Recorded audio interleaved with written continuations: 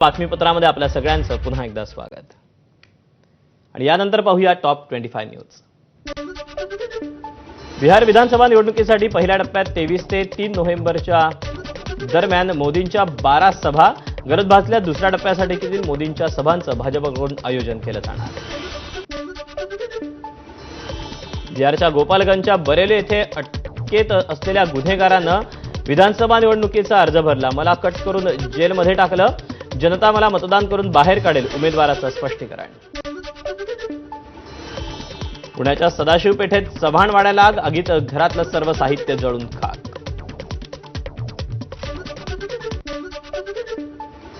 दीपावलीनिमित्त विठ्ठल मंदिर आणि परिसराला आकर्षक विद्युत रोषणाई, विठ्ठल रुक्मिणीला ठेवणीतले मौल्यवान दागिनेही परिधान करण्यात आले।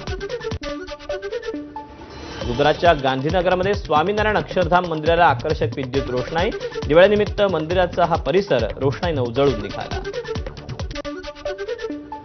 वृंदावनमध्ये बाके बिहारी मंदिराचा खजिना 54 वर्षांनंतर धनत्रयोदशीच्या दिवशी उघडला। 1971 मध्ये कोर्टाच्या आदेशानुसार हा सील करण्यात आला होता।